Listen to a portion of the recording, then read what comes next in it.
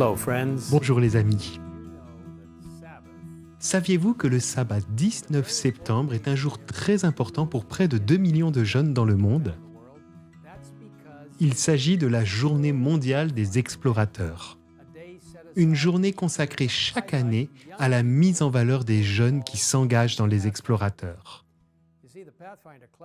Les explorateurs font officiellement partie du département de la jeunesse de l'Église adventiste du 7e jour depuis 1950. Cette année, nous célébrons 75 ans d'explorateurs dans le monde entier. Un programme spécial en ligne à l'occasion de la Journée mondiale des explorateurs sera diffusé en direct dans le monde entier ce jour-là sur la page Facebook du département de la jeunesse de la Conférence générale. Pour plus d'informations, visitez le site web youth.adventiste.org. Au cas où vous ne connaîtriez pas les explorateurs, cette organisation de jeunes adventistes s'adresse aux jeunes de 10 à 15 ans et présente des programmes pleins d'actions, d'aventures, de défis et d'activités de groupe, toujours avec une forte composante spirituelle. Elle offre également des opportunités de développement de nouvelles compétences et aptitudes qui contribuent à la croissance personnelle, à l'esprit d'équipe et à un sentiment de loyauté et de respect envers le Seigneur, sa création et son Église. L'une des activités les plus célèbres des explorateurs est sans doute le Camporé international qui a lieu tous les 5 ans à Oshkosh, dans le Wisconsin, aux États-Unis. Cette année, le thème de la Journée mondiale des explorateurs est « Quelle est ma place ?» et se concentre sur l'histoire du Père accueillant dans l'histoire du Fils prodigue, dans le texte clé de Luc 15, verset 22, où le Père accueille son Fils rebelle à la maison. Ce fils qui avait immédiatement réclamé son héritage et l'avait ensuite gaspillé de manière très irresponsable, décide finalement de rentrer chez lui. Lisons les paroles touchantes de Luc, chapitre 15, versets 18 à 24. « Je vais retourner vers mon Père et je lui dirai, « Père, j'ai péché contre le ciel et contre toi. Je ne suis plus digne d'être appelé ton fils. Traite-moi comme l'un de tes ouvriers. » Il se leva et alla vers son père. Alors qu'il était encore loin, son père le vit et fut rempli de compassion. Il courut se jeter à son cou et l'embrassa. Le fils lui dit, « Père, j'ai péché contre le ciel et contre toi. Je ne suis plus digne d'être appelé ton fils. » Mais le père dit à ses serviteurs, « Apportez vite le plus beau vêtement et mettez-le lui. Passez-lui un anneau au doigt et mettez-lui des sandales aux pieds.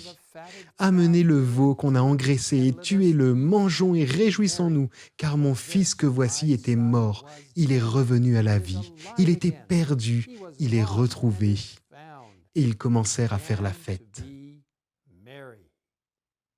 Quelle belle histoire pour nous tous, jeunes et moins jeunes.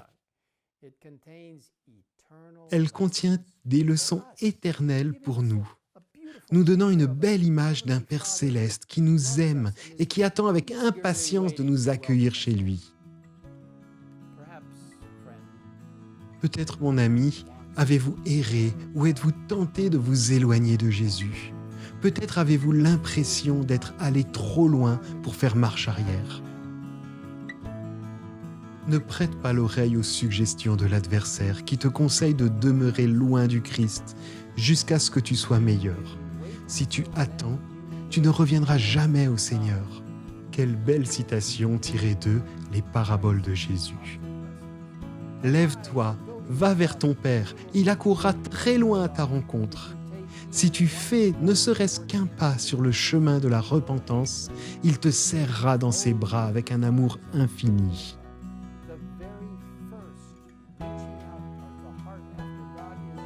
Avant même que la prière soit formulée ou l'inspiration du cœur manifestée, le Christ est prêt à offrir sa grâce pour suppléer à celle qui agit déjà dans l'âme humaine.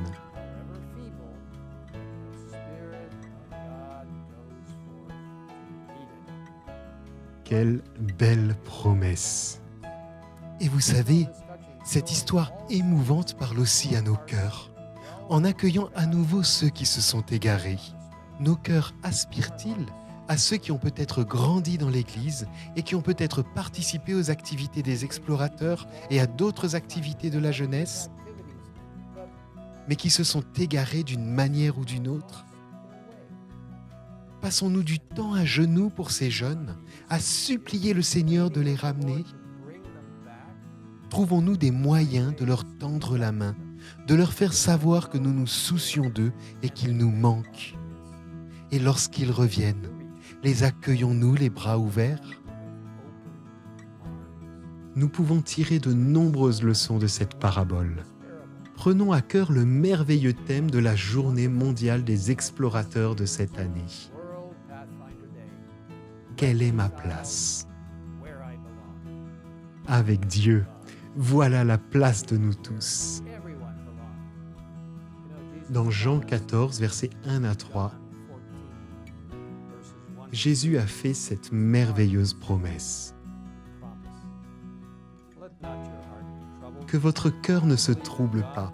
Croyez en Dieu, croyez aussi en moi. Il y a beaucoup de demeures dans la maison de mon Père. Je vais vous préparer une place. Et puisque je vais vous préparer une place, je reviendrai. Et je vous prendrai avec moi, afin que là où je suis, vous y soyez aussi. Prions ensemble. Père Céleste, nous te remercions pour la merveilleuse promesse que tu nous prépares une place et que tu nous reconnaîtras même de loin, avant même que nous rentrions chez nous. Merci de nous bénir, de nous faire venir en ta présence. Seigneur, bénis nos explorateurs, bénis les chefs de nos explorateurs, bénis les membres de notre Église qui encouragent les explorateurs. Et Seigneur, bénis ces jeunes qui pourraient s'être éloignés de toi.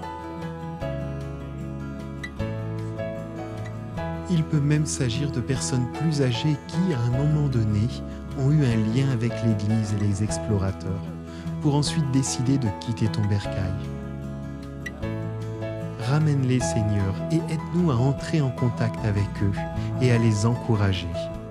Merci, Seigneur, pour ces merveilleuses promesses de ton amour éternel pour chacun de nous.